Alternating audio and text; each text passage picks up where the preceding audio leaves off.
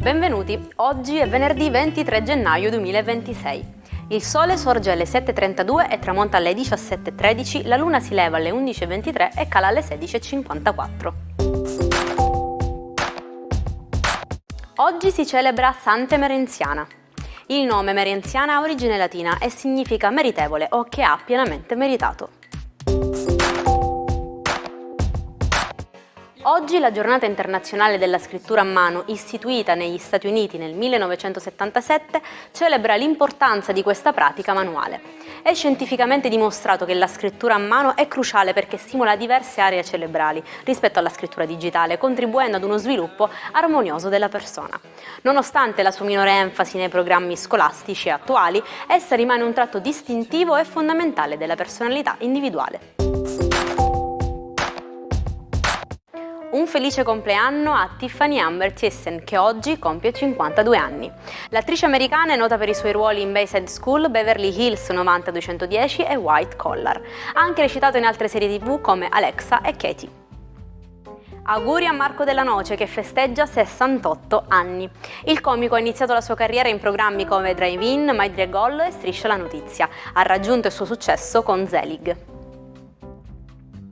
E infine augurissimi a Carolina Luisa Margherita Grimaldi, Carolina di Monaco, che oggi compie 69 anni. La principessa di Hannover è la figlia maggiore del principe Rainieri III di Monaco e della principessa Grace Kelly. È anche la sorella del principe Alberto e di Stéphanie ed è la terza in linea di successione al trono del Principato di Monaco. È impiegata in diverse attività culturali, sociali e umanitarie, come la fondazione Princess Grace. Era il 23 gennaio 1932. La settimana enigmistica faceva il suo esordio nelle edicole al prezzo di 50 centesimi di lire. 16 pagine di parole crociate, rebus, enigmi, passatempi e varietà ed umorismo. In copertina era disegnata l'immagine dell'attrice e ballerina messicana Lupe Vélez, ottenuta dalla disposizione delle caselle nere del cruciverba. Se avete le pentole bruciate che non riuscite a pulire con i normali detersivi, potete usare sale per rimuovere le incrostazioni. Basta infatti versare un po' di sale sul fondo della pentola, aggiungere dell'acqua e portare il tutto ad ebollizione. Il sale si scioglierà e lo sporco lo renderà più facile da rimuovere con una spugna. Potete anche utilizzare il sale per pulire le pentole in rame, che diventeranno di fatti più lucide.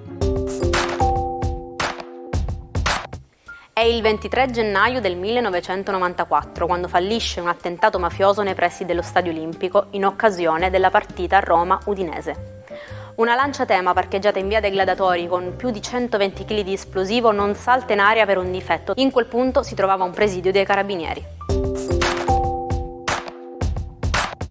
Chop chop. Questo è molto utilizzato nelle serie TV, letteralmente significa taglia taglia. In linguaggio tecnico indica il metodo in cui gli chef tagliano le verdure, quindi sminuzzare, ma le persone lo dicono per dire di sbrigarsi, quindi la giusta traduzione è veloce veloce. Cosa saremmo noi italiani, invece? Sicuramente vada, non ci incischi, vada! Salvador Dalì, genio del surrealismo, fu profondamente influenzato dalla convinzione dei genitori di essere la reincarnazione del fratello primogenito. La sua vita artistica e personale fu dominata da Gala Eluard, incontrata nel 1929, che divenne sua musa, moglie e manager. Successivamente, nel 1965, il rapporto si espanse, includendo la modella Amanda Lear. I tre condivisero per 16 anni un'intensa relazione, caratterizzata da una complessa ambiguità artistica. E anche oggi ci salutiamo con la frase del giorno. La più grande felicità che l'amore possa dare è stringere per la prima volta la mano di una donna che si ama. Ed è all'insegna dell'amore che si chiude anche oggi questa puntata dell'Almanacco. Io vi aspetto qui, come sempre, anche domani per scoprire assieme nuove curiosità ed informazioni dal mondo. Buona giornata dalla vostra Jaire.